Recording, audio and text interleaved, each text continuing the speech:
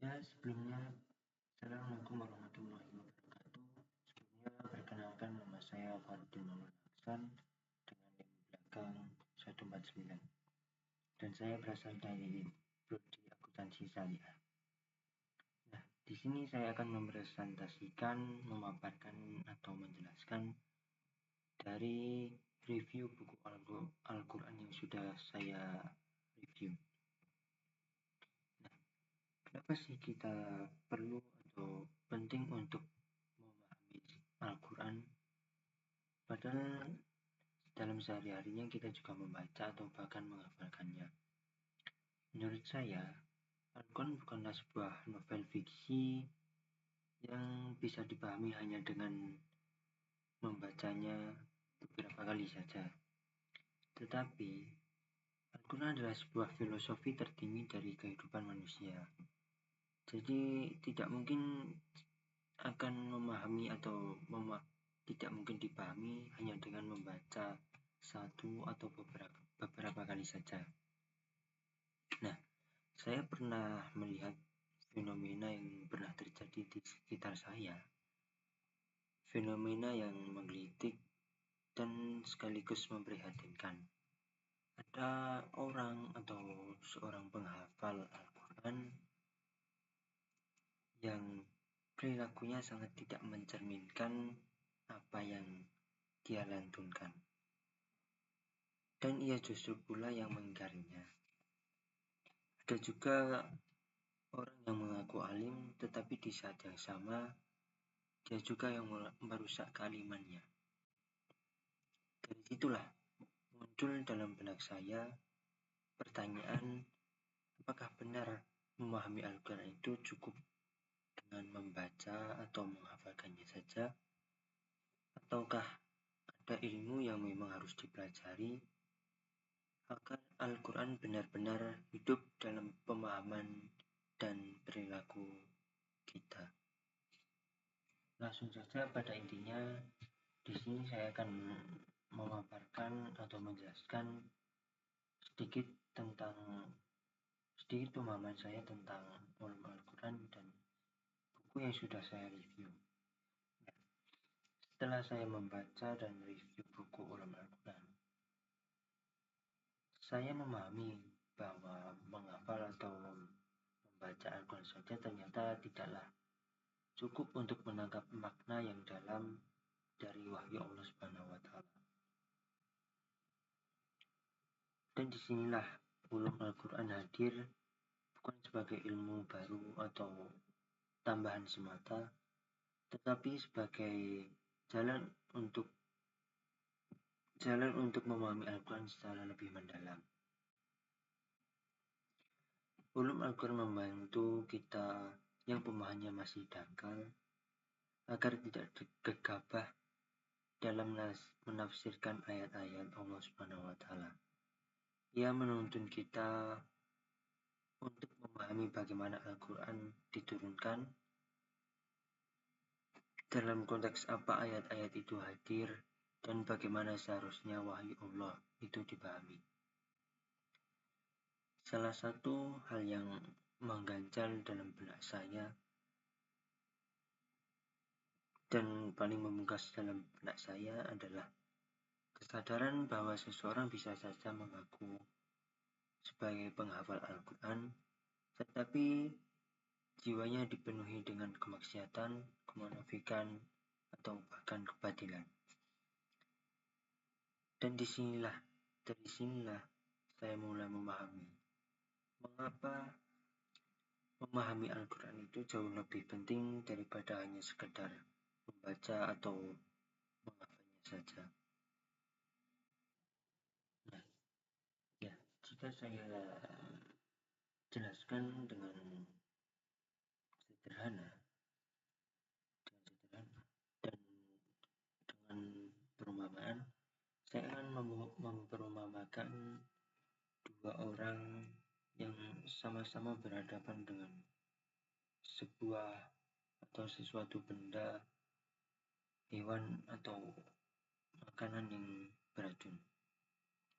Orang pertama memahami dengan baik apa yang ia hadapi, Ia tahu jenis racunnya, cara mengelolanya, cara menetralkannya,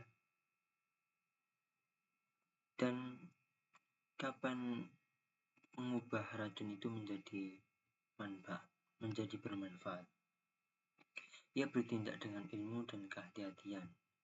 Sementara orang kedua hanya tahu bahwa benda itu beracun tanpa memahami cara mengelolanya. Namun karena rasa angkuh, ia tetap merasa caranya yang paling benar. Akibatnya, racun itu bukan membawa manfaat, tetapi justru membahayakan dirinya dan orang lain. Begitulah Al-Quran dipahami tanpa ulum Al-Quran. Tanpa ilmu, ayat-ayat suci yang seharusnya menjadi petunjuk justru bisa disalahgunakan dan menyesatkan.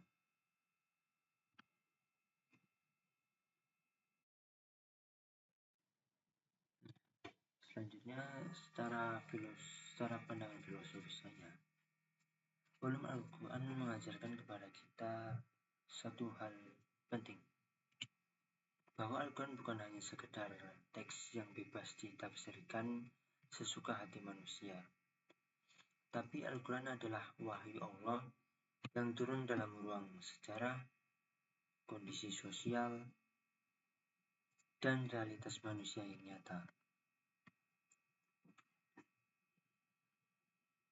Maka untuk memahaminya, dibutuhkan ilmu, adab, dan kerendahan hati yang mendalam. Oleh karena itu, ulum Al-Quran hadir sebagai penjaga agar wahyu tidak ditarik-tarik sesuai dengan hawa nafsu manusia. Ia mengajarkan kita kapan ayat itu turun, kepada siapa ia ditunjukkan, dan bagaimana dan dalam konteks apa ia berbicara. Filosofi terpenting yang saya tangkap dari ulum Al-Quran ini adalah bahwa semakin dalam seseorang memahami Al-Quran, seharusnya semakin rendah pula kerendahan hatinya. Karena ilmu ini tidak hanya mengajarkan untuk mengasah akal, tetapi juga membersihkan sikap dan cara pandang manusia terhadap sesuatu. Tanpa ulum Al-Quran bisa berubah dari petunjuk menjadi sebuah alat pembenaran. Namun dengan ulum Al-Quran tetap berada pada posisinya sebagai cahaya dan pedoman hidup. Kita sangkutkan pada kehidupan sehari-hari. Relevansi ulum Al-Quran sangat terasa pada kehidupan sekitar kita. Kita sering melihat ayat-ayat Al-Quran dipotong, diambil sebagian, lalu digunakan untuk membenarkan sikap, kepentingan, atau bahkan kebencian terhadap seseorang. Nah, dengan memahami ulum Al-Quran ini, kita belajar bahwa tidak semua ayat bisa dipahami secara tekstual dan lepas dari konteksnya.